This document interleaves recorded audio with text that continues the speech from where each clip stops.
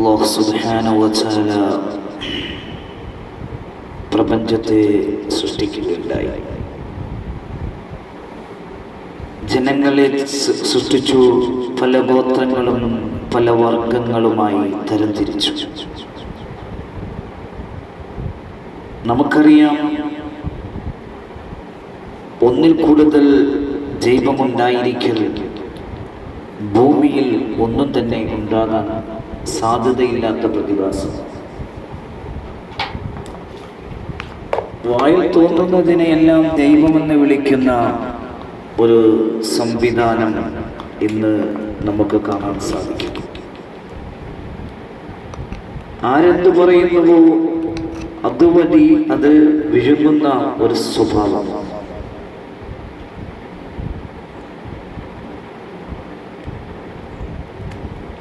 അതിൽ യാഥാർത്ഥ്യമുണ്ടോ ഈ പറയുന്നതിൽ എന്ന് ചിന്തിക്കാതെ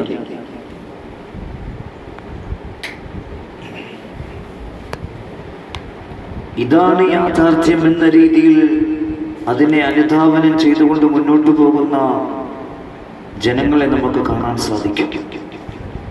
എന്നാൽ ഓരോ ഗ്രന്ഥങ്ങളിലേക്കും നോക്കുമ്പോൾ അവർ പറയുന്നതാണ് അവരുടെ വിശ്വാസം. ഹിന്ദുമതത്തിലെ ഗ്രന്ഥങ്ങൾ പറയുന്നതിനെ അതുവഴി അംഗീകരിക്കുന്ന ഹിന്ദുമതവിശ്വാസികൾ, ബൈബിൾ എന്ത് പറയുന്നുവോ അതുപടി വിശ്വസിക്കുന്ന ബൈബിളിന്റെ വക്താക്കൾ, പരിശുദ്ധ ഖുർആൻ എന്ത് പറയുന്നുവോ അത് സ്വീകരിക്കുന്ന മുസ്ലിമീങ്ങൾ. നമ്മൾക്ക് ഇതെല്ലാം കിട്ടുന്നത് അറിവിലൂടെയാണ്. നമ്മൾ പഠിക്കുന്നു, വായിക്കുന്നു, എല്ലാം ചെയ്യുന്നു. അപ്പോൾ നമുക്ക് പരിശുദ്ധ ഖുർആനെ കുറിച്ച് വളരെ വ്യക്തമായി അറിയാം. അല്ലാഹു സുബ്ഹാനഹു വ തആല പ്രവാചകൻ മുഹമ്മദ് മുസ്തഫ സല്ലല്ലാഹു അലൈഹി വസല്ലം തങ്ങൾക്ക് 40-ാമത്തെ വയസ്സിൽ നുബുവത്ത് ലഭിച്ച് ആ ഒരു രീതിയിൽ പരിശുദ്ധമായ ഖുർആന്റെ ആയത്ത് ഇറങ്ങിയതിന്റെ അടിസ്ഥാനത്തിൽ പ്രബോധനവുമായി രംഗത്തിറങ്ങുകയാണ്. ഇഖ്റഅ ബിസ്മി റബ്ബിക്കല്ലദീ ഖലഖ ഖലഖൽ ഇൻസാന മിൻ അലഖ എന്ന് പറയുന്ന പരിശുദ്ധമായ ഖുർആൻ സൂറത്ത്, അത് പ്രവാചകത്വം ലഭിച്ചു. അത് വന്നത് ജിബ്രീലാണെന്നും വിഷമിക്കേണ്ട എന്നൊക്കെ ഖദീജ റളിയല്ലാഹു അൻഹ നബിയെ ഉണർത്തുന്നുണ്ട്. കാരണം അല്ലാഹു ദിവ്യ സന്ദേശവുമായി ജിബ്രീലിന്റെ കയ്യിൽ നബിയുടെ അടുക്കലേക്ക് അയക്കുകയാണ് ചെയ്തത്. എന്തായാലും അതുപോലെ തന്നെ ഈസാ നബി അലൈഹിസ്സലാമിനും അല്ലാഹു സുബ്ഹാനഹു വ തആല വേദഗ്രന്ഥം നൽകുകയുണ്ടായി. ഇന്ന് യേശുക്രിസ്തു എന്ന് പറഞ്ഞുകൊണ്ട് ക്രിസ്ത്യാനികൾ ആരാധിക്കുന്ന, ദൈവമായി അംഗീകരിച്ച് ആ ദൈവപുത്രനിലൂടെ മാത്രമേ സ്വർഗരാജ്യം കരഗതമാകൂ എന്ന് വിശ്വസിക്കുന്ന ഈസാ നബി അലൈഹിസ്സലാമിനെ അല്ലാഹു സുബ്ഹാനഹു വ തആല പ്രവാചകനാക്കി അയച്ചിട്ടുണ്ട്. അങ്ങനെ ഓരോ മതത്തിലും ഓരോ ഗ്രന്ഥങ്ങൾ നൽകിയിട്ടുണ്ട്. പരിശുദ്ധ ഖുർആൻ ഈസാ നബിക്ക് ഇഞ്ചീൽ സുറിയാനി ഭാഷയിൽ ആണ് ഇറക്കി കൊടുത്തത്. പരിശുദ്ധ ഖുർആൻ അറബി ഭാഷയിലാണ് ഇറക്കി കൊടുത്തത്. തൗറാത്ത് മൂസാ നബി അലൈഹിസ്സലാമിനെ ഹിബ്രു ഭാഷയിൽ ഇറക്കി കൊടുത്തു. സബൂർ ഗ്രീക്ക് ഭാഷയിൽ ഇറക്കി കൊടുത്തു. എന്തായാലും ഇതൊക്കെ അല്ലാഹു സുബ്ഹാനഹു വ തആല അവന്റെ പ്രവാചകന്മാർക്ക് ഇറക്കി കൊടുത്തതാണ്. എന്നാൽ നമ്മൾ നമ്മുടെ കൈകളാൽ ഗ്രന്ഥങ്ങൾ രചിക്കുന്നുണ്ട്. അങ്ങനെ സ്വന്തം കൈകളിൽ ഗ്രന്ഥം രചിച്ച ഒരു ഗ്രന്ഥമാണ് ഋഗ്വേദം. ഋഗ്വേദം എന്ന് പറയുന്ന ഒരു വേദമുണ്ട്. യജുർവേദം, സാമവേദം, അഥർവവേദം, ഈ 4 വേദങ്ങളാണ് പൗരാണിക കാലത്തെ വേദങ്ങൾ. ആര്യന്മാരുടെ വരവ്, ജീവിത രീതി എന്നിവയെക്കുറിച്ചുള്ള കാര്യങ്ങളാണ് ഋഗ്വേദത്തിൽ നിന്ന് ലഭിക്കുന്നത്. അത് എഴുതപ്പെട്ടത് സംസ്കൃത ഭാഷയിലാണ്. അതായത് വേദങ്ങളിൽ ഏറ്റവും പഴക്കമുള്ള വേദമായി ഋഗ്വേദത്തെ നമുക്ക് പരിചയപ്പെടാം. അഗ്നിമീലെ പുരോഹിതം എന്നാരംഭിക്കുന്നത് ഋഗ്വേദം പ്രസിദ്ധമായ ഗായത്രി മന്ത്രവും ഋഗ്വേദത്തിലാണ്. ഓം തസ്തവിതുർ വരേണ്യം എന്ന് പറഞ്ഞാൽ ഓം തസ്തവിതുർ വരേണ്യം എന്നുള്ളത് ഗായത്രി മന്ത്രത്തിന്റെ തുടക്കമാണ്. അത് നമ്മൾ മനസ്സിലാക്കണം. അപ്പോൾ അതിനകത്ത് ചാതുർവർണ്ണത്തെ കുറിച്ചാണ് ഈ പ്രതിപാദ്യങ്ങൾ വരുന്നത്. വർണ്ണങ്ങൾ അന്ന് തന്നെ ജാതീയത ഇതൊക്കെ മനുഷ്യൻ എഴുതി വെച്ചത് കൊണ്ട് അതിൻ്റെതായ ആ ഒരു ജാതീയതയും വർണ്ണവിവേചനവും എല്ലാം അതിനകത്ത് പറയപ്പെടുന്നുണ്ട്. അതിലെ പ്രധാന ദൈവം അവർ ദൈവമായി ദേവനായി അംഗീകരിച്ചിരുന്നത് ഇന്ദ്രനെ ആയിരുന്നു. ഋഗ്വേദത്തിലെ ആളുകൾ ഇന്ദ്രനെ ആയിരുന്നു ദൈവമായി. ഇന്ദ്രന് മറ്റൊരു പേരുണ്ട്, കോട്ട തകർക്കുന്നവൻ. ആ അർത്ഥത്തിൽ പുരന്തരൻ എന്നും ഇന്ദ്രനെ അറിയപ്പെട്ടിരുന്നു. ഇതൊക്കെ നമ്മൾ പഠിക്കാൻ വേണ്ടിയാവുള്ളൂ. ഇതൊക്കെ ഈ ഋഗ്വേദം എന്ന് പറയുന്നത് സംസ്കൃതമായിരുന്നു. അതിനെ വള്ളത്തോളാണ് എന്ത് ചെയ്തത്, ഇതിനെ എഴുതി, അതായത് ഇത് നമ്മുടെ ഭാഷ മലയാളത്തിലേക്ക് തർജ്ജിമ ചെയ്തത് വള്ളത്തോളാണ്. അപ്പോൾ അതൊക്കെ നമ്മൾ മനസ്സിലാക്കേണ്ടിയിരിക്കുന്നു. ഇനി നമ്മൾ അങ്ങോട്ട് പോകുകയാണെങ്കിൽ വേറെ മറ്റ് വേദഗ്രന്ഥങ്ങളെ കുറിച്ച് പഠിക്കാൻ ഒക്കെ പറ്റും. ഞാനിപ്പോൾ കുറിച്ച് സെർച്ച് ചെയ്ത് കഴിഞ്ഞപ്പോൾ കണ്ടതാണ്. എന്തായാലും സഹോദരന്മാരെ, ഋഗ്വേദത്തിലെ ദേവന്മാർ ഇന്ദ്രൻ, അഗ്നി, വരുണൻ അതായത് ജലദേവൻ, വായു, വിഷ്ണു, മാതരീശാനൻ, സോമ ചെടികളുടെ ദേവൻ, മാരുത് കാറ്റിന്റെ ദേവൻ, യമൻ മരണത്തിന്റെ ദേവൻ. അപ്പൊ ഇതിനെല്ലാം ഓരോ ദേവന്മാരെ കൊണ്ട് ഏർപ്പാട് ചെയ്തിട്ടായിട്ട് കാണാൻ പറ്റും. മരണത്തിന്റെ ദേവൻ യമനാണെന്നാണ് പറയുന്നത്. യമൻ വന്നുകൊണ്ടാണ് പിടിക്കുന്നത്.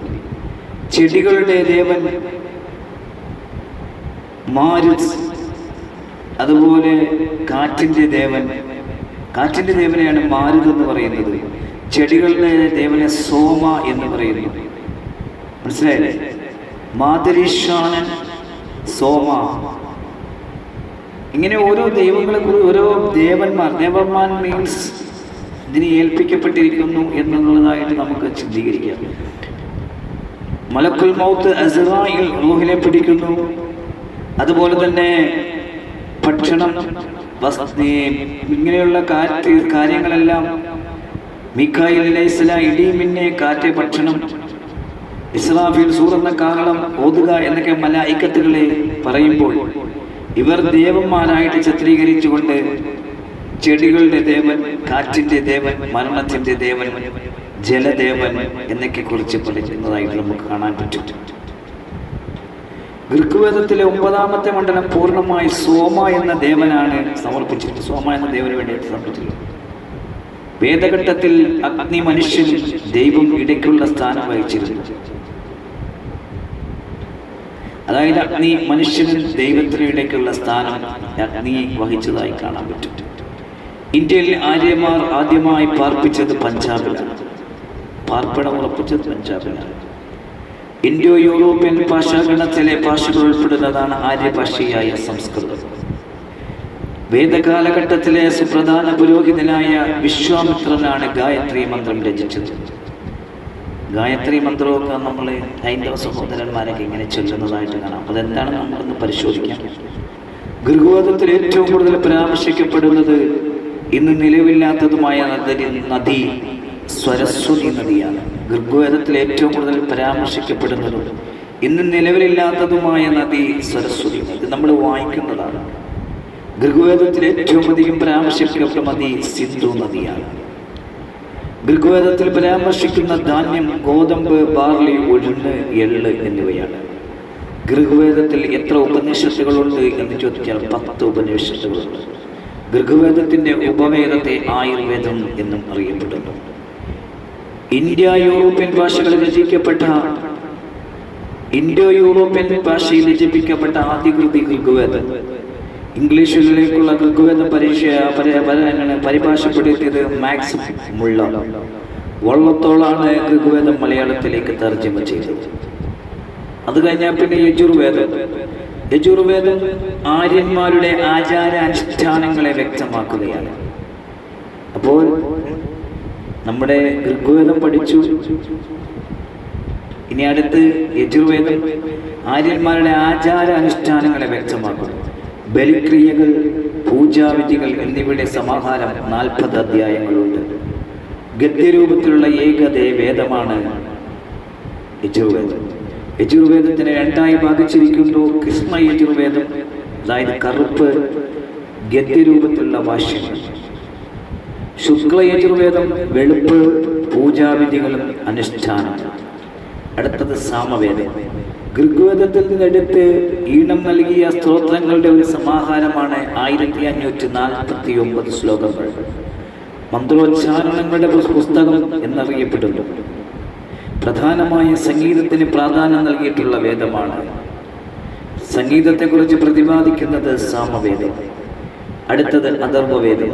ഏറ്റവും ബൃഹത്തായ വേദം അഥർവവേദം എന്നാണ് പറയപ്പെടുന്നത്. ഹൈന്ദവ സംസ്കാരങ്ങളിൽ അവരുടെ വിശ്വാസം അനുസരിച്ച് മന്ത്രശക്തി, മായാജാലം തുടങ്ങിയവയുമായി ബന്ധപ്പെട്ട മന്ത്രസമാഹാരം. വിദ് എന്ന പദം അർത്ഥമാക്കുന്നത് അറിയുക എന്നത്. മനുഷ്യനെ പ്രകൃതിയുടെ ഭാഗമായി കാണുന്ന ചികിത്സാ രീതിയാണ് ആയുർവേദം. ഇത് അഥർവവേദത്തിന്റെ ഒരു ഭാഗമാണ്. ആര്യന്മാരുടേതല്ലാത്ത വേദമായി കരുതപ്പെടുന്നത് അഥർവവേദമാണ്. യുദ്ധം ആരംഭിക്കുന്നത് മനുഷ്യ മനസ്സിലാണെന്ന് പറയുന്നത് അഥർവവേദത്തിലാണ്. ആയുർവേദം, ഋഗ്വേദം, ധനുർവേദം, യജുർവേദം, ഗന്ധർവവേദം, സാമവേദം, അർത്ഥവേദം, അഥർവവേദം എന്നിവയാണ് ഉപവേദങ്ങൾ എന്നറിയപ്പെടുന്നത്. പുരാണങ്ങൾ, ഉപനിഷത്തുകൾ, ഇതിഹാസങ്ങൾ. അറിവിലൂടെ മോചനം എന്നതാണ് ഉപനിഷത്തിന്റെ മുഖ്യ സന്ദേശം. അറിവിലൂടെ മോചനം. സഹോദരന്മാർ, നമുക്ക് അതിൽ നിന്നൊരു പോയിന്റ് മനസ്സിലാക്കാം. അറിവ് എന്ന് പറയുന്നത് വളരെയധികം പ്രാധാന്യമുള്ളതും ഒരു മനുഷ്യനെ മനുഷ്യത്വത്തിൻ്റെ ഉന്നതമായ സോപാനങ്ങളിലേക്ക് കൈപിടിച്ച് നയിക്കുവാൻ പറ്റുന്നതുമായ ഒരു സംവിധാനം അല്ലെങ്കിൽ ഒരു കാര്യമാണ് ഈ വിദ്യാഭ്യാസം, അറിവ് എന്ന് പറയുന്നത്. മനുഷ്യനെ ഉത്ബുദ്ധരാക്കുന്നതാണ് മനുഷ്യൻ.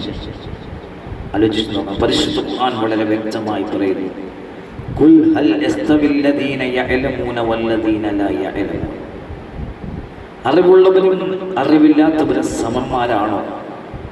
ഒരിക്കലുമല്ല. അറിവുള്ളവർ ഉത്ബുദ്ധരാകും. അപ്പോൾ ഇത്തരണത്തിൽ അറിവിലൂടെ മോചനം എന്ന ഉപനിഷത്തിന്റെ മുഖ്യ സന്ദേശം.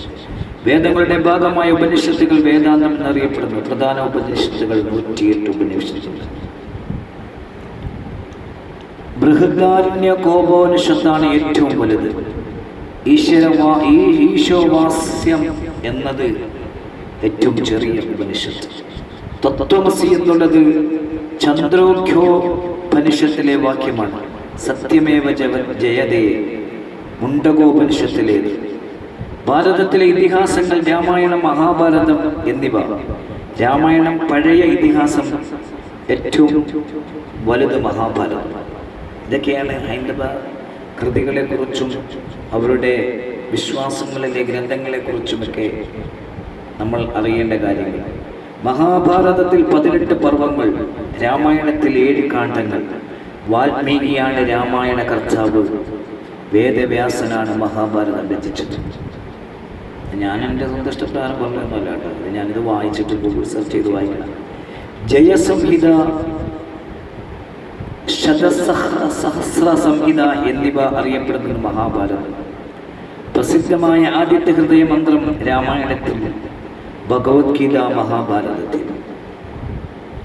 മഹാഭാരതത്തിന്റെ ആത്മാവ് എന്നാണ് ഭഗവത്ഗീത അറിയപ്പെടുന്നത്.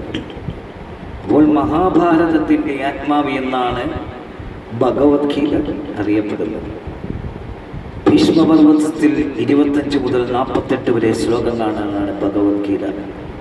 ഗ്രീഷ്മപർവ്വതത്തിൽ 25 മുതൽ 48 വരെ ശ്ലോകങ്ങളാണ് ഭഗവത്ഗീത. ഇതൊക്കെ നമ്മളിത് ഗ്രന്ഥങ്ങൾ ഇതിനകത്ത് എഴുതിയിരിക്കുന്നത് വായിക്കേണ്ടതാണ്. മഹാഭാരത യുദ്ധം 18 ദിവസം നീണ്ടു നിന്നു.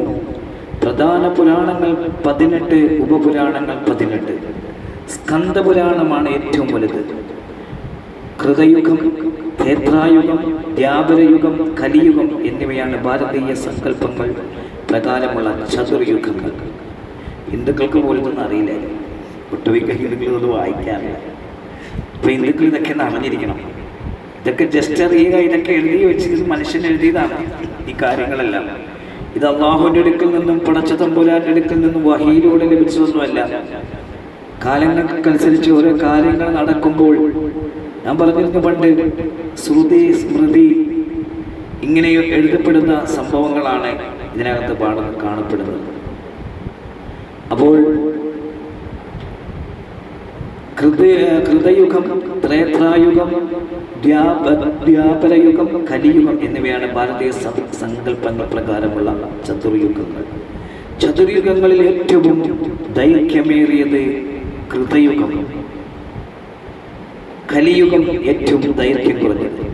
ഭഗവത്ഗീത ഇംഗ്ലീഷിലേക്ക് പരിഭാഷ ചാൾസ് വിൽക്കിൻസ്. മഹാഭാരതം മലയാളത്തിലേക്ക് തർജ്ജമ ചെയ്തത് കൊടുങ്ങല്ലൂർ കുഞ്ഞിക്കുട്ടൻ തമ്പുരാൻ. അപ്പോൾ ഇതൊക്കെ വേറെ സംസ്കൃത ഭാഷയിലുള്ളതായിരുന്നു. അതൊക്കെ നമ്മൾ ഇതിലേക്ക് ഇങ്ങനെ തർജ്ജമ ചെയ്ത് മനുഷ്യനെ മനസ്സിലാക്കത്തക്ക രീതിയിലാക്കി തന്നത് കുഞ്ഞിക്കുട്ടൻ തമ്പുരാനാണ്. ഇത് എഴുതി മലയാളത്തിലാക്കി. ആകെ 14 മന്യന്തരങ്ങൾ. മത്സ്യം, കൂർമ്മം, വരാഹം, നരസിംഹം എന്നിവ മഹാവിഷ്ണുവിൻ്റെ കൃതയുഗത്തിലെ അവതാരങ്ങൾ. വാമനൻ, പരശുരാമൻ, ശ്രീരാമൻ എന്നിവർ ത്രേതായുഗത്തിലെ അവതാരങ്ങൾ. ബാലരാമൻ, ശ്രീകൃഷ്ണൻ എന്നിവ ദ്വാപക യുഗത്തിലെ അവതാരങ്ങൾ. കലിയുഗത്തിലെ അവതാരം. കൽക്കി അവതരിച്ചിട്ടില്ലെന്നാണ് പറയുന്നത്. ബാക്കി എല്ലാവരും അവതരിച്ചു. കൽക്കി അവതരിച്ചു എന്നും പറയുന്നുണ്ട്. കൽക്കി അവതരിച്ചിട്ടില്ല, ഇനി അവസാനമാണ് അവതരിക്കുന്നതെന്നും പറയുന്നത്. 5ാം വേദം എന്നറിയപ്പെടുന്നത് മഹാഭാരതം. മനുസ്മൃതി ഇംഗ്ലീഷിലേക്ക് വിവർത്തനം ചെയ്തത് വില്യം ജോൺസ്. അപ്പോൾ എല്ലാ അമേരിക്കക്കാരുടെ കൈകളിലൂടെയാണ് അതൊക്കെ എല്ലാം വിവർത്തനമാക്കപ്പെട്ടത്. ഭാരതീയ തർക്കശാസ്ത്രം, ഇന്ത്യൻ ലോജിക് എന്നറിയപ്പെടുന്നത് ന്യായവാദം ഗൗതമനാണ് ഉപജ്ഞാതാവ്. ഭാരതീയ കണികാ സിദ്ധാന്തം എന്നറിയപ്പെടുന്ന വൈശേഷിക ദർശനത്തിൻ്റെ ഉപജ്ഞാതാവ് കണാഥൻ. യോഗദർശനം പതഞ്ജലിയുടേതാണ്. പിന്നെന്താ, ബാദരായനെ അതായത് വ്യാസമുനിയാണ് വേദാന്ത ദർശനത്തിൻ്റെ കർത്താവായി കരുതുന്നത്. അദ്വൈത വേദാന്ത ദർശനത്തിൻ്റെ ഉപജ്ഞാതാവ് ശങ്കരാചാര്യരുടെ ഗുരുവായ ഗൗഡപാദർ. എല്ലാ ഭാരതീയ ദർശനങ്ങളുടെയും പൂർണ്ണത എന്ന് വിശേഷിപ്പിക്കപ്പെടുന്ന ദർശനമാണ് അദ്വൈത വേദാന്തം. അദ്വൈതത്തിൻ്റെ പ്രധാന പ്രചാരകൻ ശങ്കരാചാര്യൻ ആയിരുന്നു. ഇവരെല്ലാം സ്വാമിമാരും മുനിമാരൊക്കെയാണ് കൂടുതലും ഇത് എഴുതി വച്ചിരിക്കുന്നത്. പ്രച്ഛന്ന ബുദ്ധൻ എന്ന് വിളിക്കപ്പെടുന്ന ശങ്കരാചാര്യൻ. പത്മപാദൻ ആയിരുന്നു പ്രധാന ശിഷ്യൻ. വിശിഷ്ടാദ്വൈത സിദ്ധാന്തം രാമാനുജരുടേതാണ്. തിന്നുക, കുടിക്കുക, ആനന്ദിക്കുക എന്ന് പ്രഖ്യാപിച്ച ചാർവാക ദർശകന്റെ ഉപജ്ഞാതാവാണ് ബൃഹസ്പതി. വേദങ്ങളിലേക്ക് മടങ്ങിപ്പോകുക എന്ന് ആഹ്വാനം ചെയ്ത ദയാനന്ദ സരസ്വതിയാണ്. അപ്പോൾ ഇത് ഞാനിപ്പോൾ ഗൂഗിൾ സെർച്ച് ചെയ്തപ്പോൾ ഇത് ഹിന്ദുക്കൾക്ക് പോലും അറിയാൻ പറ്റാത്ത ചില കാര്യങ്ങളാണ്. ചോദിച്ചു കഴിഞ്ഞാൽ ഇങ്ങനെ പറയുന്നല്ലാതെ എനിക്ക് നീ ആരാണ്? ഞാൻ ഹിന്ദുവാണ്. എന്താണ് ഹിന്ദു മതം? എവിടെ നിന്ന് വന്നു? എത്ര വേദങ്ങളുണ്ട്? എന്താണ് എന്നൊന്നും ചോദിച്ചാൽ ഇവർക്ക് പറയാനൊന്നും പറ്റിയൊന്നുമില്ല. ഇവർക്കറിയില്ല. ഇവരതുവഴി അങ്ങ് വിശ്വസിക്കുകയാണ്. എന്തെല്ലാം പറഞ്ഞിട്ടുണ്ടോ അതെല്ലാം അതുവഴി വിശ്വസിക്കുന്നവരാണ്.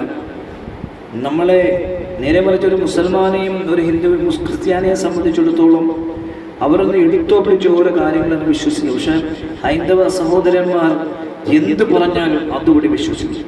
ഒരു കാക്കയെ ദൈവമായി പുതിയത് ചിത്രീകരിക്കാൻ വേണ്ടി പരിശ്രമം നടത്തുന്നുണ്ട്. കാക്ക എന്ന് പറയുന്ന ആ കിളിയുടെ പുറത്ത് കിരീടമെല്ലാം വെച്ച് പണ്ട് പന്നീനോടൊന്നും അത്ര വലിയ പ്രാധാന്യം ഇല്ലായിരുന്നു. ഇപ്പൊ പന്നിയെ ദൈവമാക്കുന്ന, അപ്പൊ എന്താണ് അത്? ഈ ഫേസ്ബുക്കിലൂടെ ഇങ്ങനെ വന്നു കഴിഞ്ഞാൽ പന്നിയുടെ തല വെച്ചുകൊണ്ട് സ്ത്രീയുടെ രൂപം ഉണ്ടാക്കി അതിനെ ആരാധിക്കുന്നവർ. അപ്പോൾ എന്തെല്ലാം രീതിയിൽ ഇതെടുത്തു പോയി അതിൻ്റെ പുറകിൽ അതിനെ കമൻറ്റ് ചെയ്തുകൊണ്ട് ഇതൊക്കെ നിങ്ങൾ വേദത്തിലുള്ളതാണോ, ഇതെന്താണ് ഈ കാണിക്കുന്നത് എന്ന് വിമർശിക്കുവാൻ ഒറ്റും പറ്റില്ല. ഓം നമ ശിവായ അങ്ങനെയൊക്കെ ഇട്ടുകൊണ്ട് അങ്ങനെ അങ്ങ് പോവുകയാണ്. അറിയുക എന്നർത്ഥം വരുന്ന വിത്ത് എന്നത് സംസ്കൃത ധാതുവിൽ നിന്നാണ് ഉത്ഭവിച്ച വാക്കാണ് വേദം. വേദം ഇതിൻ്റെ അർത്ഥം അറിവ്, ജ്ഞാനം എന്നാണ്. ഹൈന്ദവ വിശ്വാസം അനുസരിച്ച് പ്രപഞ്ചത്തെക്കുറിച്ചുള്ള പരമമായ അറിവുകളും ഈശ്വരീയ ജ്ഞാനങ്ങളും അടങ്ങിയ കൃഷിമാർക്ക് വെളിപ്പെട്ടുവെന്ന് വിശ്വസിക്കപ്പെടുന്ന ഏറ്റവും പ്രാചീനമായ വേദഗ്രന്ഥങ്ങളാണിവ. ഈ മുനിമാര്, അതായത് കൃഷിവര്യന്മാർക്ക് വെളിപ്പെട്ടതാണെന്നാണ് ഇത് പറയുന്നത്. വേദങ്ങളെക്കുറിച്ചുള്ള പ്രധാന വിവരങ്ങൾ താഴെ പറയുന്നതാണ്. അപൗരുഷേയം, വേദങ്ങൾ മനുഷ്യരാൽ രചിക്കപ്പെട്ടതല്ല എന്നാണ് ഹൈന്ദവ പുരാണം പറയുന്നത്. മറിച്ച് ഈശ്വരനിൽ നിന്ന് കൃഷിമാർക്ക് ലഭിച്ച വെളിപാടുകളാണെന്ന് വിശ്വസിക്കപ്പെടുന്നു. ഹിന്ദുക്കൾ പല എന്താണെന്ന് അറിയില്ല, എന്നാണ് ഞാൻ പറയുകയാണ്. ഞാൻ ഗൂഗിൾ സെർച്ച് ചെയ്തപ്പോൾ കണ്ടതാണ്. അപൗരുഷേയം, വേദങ്ങൾ മനുഷ്യരചിക്കപ്പെട്ടതല്ല, മറിച്ച് ഈശ്വരനിൽ നിന്ന് കൃഷിമാർക്ക് ലഭിച്ച വെളിപാടുകളാണെന്ന് ഈശ്വരനിൽ നിന്ന്. ഒന്നാമത്തെ നമ്മൾ മനസ്സിലാക്കേണ്ടത് ഈശ്വരനിൽ നിന്ന്. സഹോദരന്മാരെ, ഈ ആരാണ് ഈശ്വരൻ?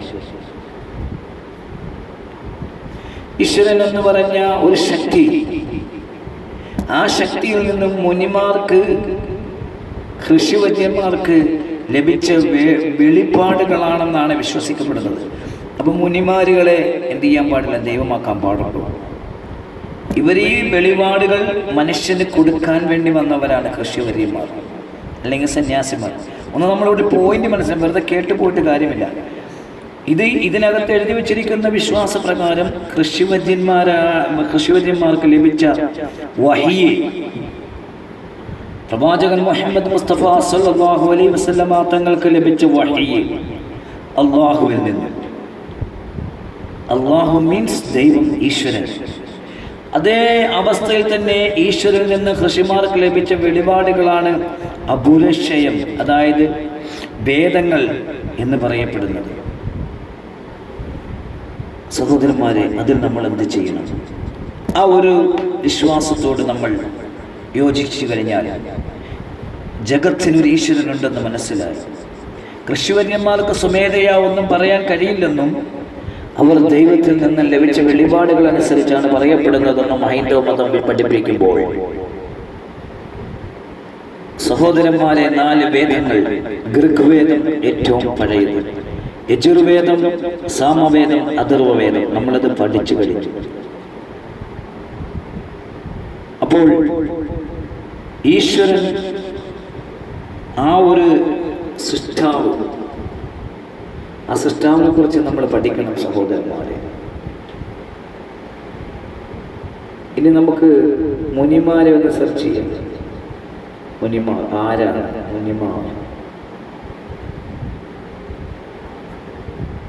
മുനിമാര് ആരാണെന്ന് നമ്മളൊന്ന് ചർച്ച ചെയ്യുകയാണെങ്കിൽ, ഹിന്ദു വിശ്വാസമനുസരിച്ച് അച്ചടക്കമുള്ളവരും നീതിമാന്മാരും അതീത്രീയ ജ്ഞാനമുള്ളവരുമായ തപസ്സികളാണ് മുനിമാർ. നമുക്കിപ്പോൾ എന്തും നമ്മുടെ വിരൽത്തുമ്പിലുണ്ട്. സഹോദരന്മാരെ, നമുക്കറിവ് ലഭിക്കാൻ നമ്മുടെ സമയങ്ങളെ വെറുതെ പാഴാക്കുകയാണ്. നമ്മുടെ മുന്നിൽ അറിവുകൾ പഠിക്കുവാനെല്ലാം ഉണ്ട്. ഓരോ മതത്തെക്കുറിച്ചും നമ്മൾ അറിഞ്ഞിരിക്കൽ അത്യാവശ്യമാണ്. എന്താണ് അതിൽ പറയുന്നത്? ആരാണ് നബിമാര്, ആരാണ് അപ്പോസ്തലന്മാർ, ആരാണ് മലായിക്കത്തുകൾ എന്നുള്ള രീതിയിൽ പഠിക്കുമ്പോൾ ഹിന്ദു മതവിശ്വാസമനുസരിച്ച് അച്ചടക്കമുള്ളവരും നീതിമാന്മാരും അതീത്രീയ ജ്ഞാനമുള്ളവരുമായ തപസ്സികളാണ് മുനിമാർ. കൃഷിമാരെന്നും അറിയപ്പെടുന്നു. ഇവർ ആർഷഭാരത സംസ്കാരത്തിന്റെ ആളിക്കല്ലുകളായത് ആണ് കണക്കാക്കപ്പെടുന്നത്.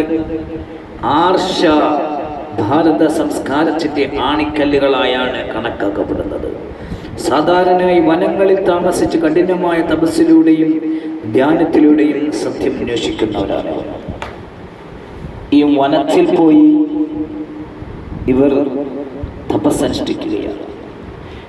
വനം തിരഞ്ഞെടുക്കുന്നത് എന്തുകൊണ്ടാണ്? ടൗണിൽ പോയിരുന്നു കഴിഞ്ഞാൽ ഭയങ്കര ശബ്ദങ്ങളായിരിക്കും എല്ലാ രീതിയും. പിന്നെ വല്ല പർവ്വതങ്ങളിലെ മുകളിലൊക്കെ ഏകാന്തതയിലൊക്കെ ഇരിക്കാം. നബി സല്ലല്ലാഹു അലൈഹി വസല്ലം തങ്ങൾ ഏകാന്തമായി ഹിറാ ഗുഹയിൽ ഇരുന്നിട്ടുണ്ട് എന്നതുപോലെ ഈ മുനിമാർ വനാന്തരങ്ങളിൽ പോയി തപസ്സനുഷ്ഠിച്ചിട്ടുണ്ട് എന്നാണ് പറയുന്നത്. ഇനി മുനിമാരെ കുറിച്ച് നമുക്കൊന്ന് പഠിക്കാം. ജീവിത രീതി. ലൗകിക ബന്ധങ്ങളിൽ നിന്ന് വിട്ടകന്ന് അതീന്ദ്രിയ ജ്ഞാനത്തിനായി ജീവിതം ഒഴിഞ്ഞു വെച്ചവരാണ്. ലൗകിക ജീവിതത്തിൽ നിന്ന് വിട്ടകന്ന് അതീന്ദ്രിയ ജ്ഞാനത്തിനായി ജീവിതം ഒഴിച്ചു വെച്ചു. ഭൗതിക ലോകത്തിൽ നിന്നും ഇതിനോടൊന്നും യാതൊരു താല്പര്യവുമില്ല. വിശ്വാസം സംബന്ധിച്ച് പറയുകയാണ്, മുനിമാരുടെ തപസ്സും ഭക്തിയും പരമശിവൻ പരീക്ഷിച്ചതായും നരനാരായണന്മാരെ പോലെ മഹാവിഷ്ണുവിൻ്റെ അംശങ്ങളായും ഇവർ വർണ്ണിക്കപ്പെടുന്നു. പിന്നെ പ്രമുഖ സന്യാസിമാരിൽ മുനിമാരിൽ പ്രമുഖർ വസിഷ്ഠ മഹർഷി, വിശ്വാമിത്ര മഹർഷി, അഗസ്ത്യൻ, ഭരദ്വാജൻ, കാശ്യപൻ തുടങ്ങിയവർ സപ്തർഷികളായും മറ്റും പ്രധാന മുനിമാരും അറിയപ്പെടുന്നു. ഇനി സ്ഥാനം, ഹൈന്ദവ പുരാണങ്ങളിലും വേദങ്ങളിലും ഇവർക്ക് വലിയ സ്ഥാനമാണുള്ളത്. പലപ്പോഴും രാജാക്കന്മാർക്ക് ഉപദേശം നൽകുന്നവരായും ഇവർ പ്രത്യക്ഷപ്പെടുന്നു. ചുരുക്കത്തിൽ ജ്ഞാനം, അച്ചടക്കം, സത്യസന്ധത എന്നിവയുടെ പ്രതീകങ്ങളാണ് മുനിമാർ. ഈ മുനിമാർ ആരായിരിക്കണം? അവർ ജ്ഞാനം, അച്ചടക്കം, സത്യസന്ധത, മനസ്സിലായല്ലേ? അങ്ങനെയുള്ള ആളുകൾ അവരുടെ ജീവിതത്തിൽ ഞാൻ നേരത്തെ പറഞ്ഞതുപോലെ ഭൗതിക ലോകത്തിൻ്റെ ആർഭാടങ്ങളിലെല്ലാം വിട്ട് അതീന്ദ്ര ജ്ഞാനത്തിനായി ജീവിതം ഒഴിച്ചു വെച്ചവരാണ്. അവർ പ്രശ്നക്കാരാകാൻ പാടില്ല. അവർ പ്രശ്നക്കാരാണെങ്കിൽ അവർ സന്യാസിമാരല്ല, ഋഷിവര്യന്മാരല്ല. അവരെ അനുധാവനം ചെയ്യുകയാണ് ഇപ്പോഴത്തെ ആളുകൾ. ഒരു കാവ്യ വസ്ത്രവും എടുത്ത് അവർ പറയുന്ന വാക്കുകൾ മുസ്ലിമിനെ ഒന്നടങ്കം കൊന്നു തീർക്കുക, ക്രിസ്ത്യാനികളെ ഉന്മൂലനം ചെയ്യുക, ഇവിടെ ആർഷഭാരത സംസ്കാരം കൊണ്ടുവന്നും ഭാരതത്തിൻ്റെ സംസ്കാരം ഇവിടെ കൊണ്ടുവന്നുകൊണ്ട് മുസ്ലിങ്ങൾ വേണ്ട, ക്രിസ്ത്യാനികൾ വേണ്ട, ഉള്ളി ഹിന്ദു. ഇത് പറയുന്ന സന്യാസിമാർ സന്യാസികളല്ല, ഋഷിവര്യന്മാരുമല്ല. അവർ ഉഡ്ഡായിപ്പിൻ്റെ ആശാന്മാരാണ്, വർഗീയവാദികളാണ്. അവർക്ക് അല്ലാഹുവിൻ്റെ നാശം ഉണ്ടാകട്ടെ, ആമീൻ യാ റബ്ബൽ ആലമീൻ. പഴയകാലത്തെ സന്യാസിമാർ ലൗകികത ജീവിതങ്ങളൊക്കെ ഒഴിഞ്ഞു വെച്ചുകൊണ്ട് അവർ അറിവിന് വേണ്ടി ജീവിതം സമർപ്പിച്ച് വനാന്തരങ്ങളിൽ പോയി തപസ്സനുഷ്ഠിച്ച് ദൈവികമായി അടുത്ത സന്യാസിമാരാണ്. ഇവരുടെ വിശ്വാസപ്രകാരം, ഹൈന്ദവ വിശ്വാസപ്രകാരം. അതാണ് യഥാർത്ഥ സന്യാസി. ഇപ്പോഴത്തെ സന്യാസികൾ അവർ പറഞ്ഞ് ബാബരി മസ്ജിദ് പൊളിച്ചു കളഞ്ഞിട്ട് അവിടെ അമ്പലം വെക്കണം, അമ്പലം പണിയണമെന്ന് പറയുന്ന പ്രതിഷ്ഠ വെച്ചുകൊണ്ട് എല്ലാ രീതിയിലും ഇസ്ലാമിനെ തകർക്കുവാനായിട്ട് നടക്കുന്ന കാവി വെച്ച സന്യാസിമാർ, അവരെയൊന്നും കൃഷിവര്യന്മാരായിട്ട് കണത്താൻ പറ്റില്ല. അവരൊക്കെ അള്ളാഹുവിൻ്റെ ശാപത്തിന് അർഹരാണ്. ബാക്കി സമയമില്ലാത്തത് കൊണ്ട് നിർത്തുകയാണ്. ബാക്കി നമുക്ക് ഇനിയും ഓരോ സംസ്കാരങ്ങളെക്കുറിച്ചും ഓരോ മതങ്ങളെക്കുറിച്ചും നമുക്ക് പ്രതിപാദിക്കാം. ഇത് ഞാൻ സ്വമേധയാ പറയുന്നതല്ല, ഇത് ഗൂഗിൾ സെർച്ച് ചെയ്ത് കഴിഞ്ഞാൽ കാണുന്ന അറിവുകൾ ഹിന്ദുക്കൾ തന്നെ എഴുതി വച്ചിരിക്കുന്നതാണ്. വേദങ്ങളെക്കുറിച്ചൊക്കെ അറിവ് പഠിക്കുന്നത് നല്ലതാണ്. മുസ്ലിമീങ്ങൾ ഏതൊരു കാര്യത്തെക്കുറിച്ചും പഠിക്കുന്നത് നല്ലതാണ്. മുസ്ലിങ്ങളെന്നല്ല, ഏത് മതക്കാരും പഠിക്കാം. പക്ഷേ അതിനകത്തുള്ള യാഥാർത്ഥ്യങ്ങൾ എന്താണെന്ന് മനസ്സിലാക്കണം. പൊരുൾ ഇൻഷാ അല്ലാഹ് പ്രപഞ്ചത്തിൽ അല്ലാഹു സുബ്ഹാനഹു വ തആല സൃഷ്ടിച്ച സർവ്വചരാചരങ്ങളും ആ സർവ്വചരാചരങ്ങളിൽ പെട്ടതാണ് മുനിമാരും കൃഷിവര്യന്മാരും എല്ലാം അള്ളാഹുവിൻ്റെ അടിമകളാണ് എന്ന് മനസ്സിലാക്കുക. അള്ളാഹു ആദമിൽ നിന്നും മനുഷ്യനെ സൃഷ്ടിച്ചു. ആദമോ മണ്ണിൽ നിന്നും പല ഗോത്രങ്ങളും പല വർഗങ്ങളായി പരസ്പരം തരംതിരിച്ചു. അവരിൽ ആരാണ് അള്ളാഹുവിനെ മനസ്സിലാക്കി അള്ളാഹുവിനെ ആരാധിക്കുകയും അന്ത്യദിനത്തിൽ വിശ്വസിക്കുകയും മരണാനന്തര ജീവിതത്തിൽ വിശ്വസിക്കുകയും പ്രവാചകൻ സല്ലല്ലാഹു അലൈഹി വസല്ലമ തങ്ങൾ അള്ളാഹുവിൻ്റെ ദൂതനാണെന്ന് വിശ്വസിക്കുകയും ചെയ്യുന്നവർ സ്വർഗത്തിലാണ്, അല്ലാത്തവരെല്ലാവരും നരകത്തിലാണ്. പരിശുദ്ധ ഖുർആൻ വളരെ വ്യക്തമായി പറയുന്നു. അറിവുകൾ പഠിക്കുക, അറിവുകൾ പഠിച്ച് എല്ലാ മതത്തിൻ്റെയും അറിവുകൾ പഠിക്കുന്നത് നല്ലതാണ്. സമയം കുറവ് കൊണ്ട് നിർത്തുന്നു. ജനങ്ങൾ ഉൾബുദ്ധരാകട്ടെ എന്ന പ്രാർത്ഥനയോടെ ആമീൻ യാ റബ്ബൽ ആലമീൻ.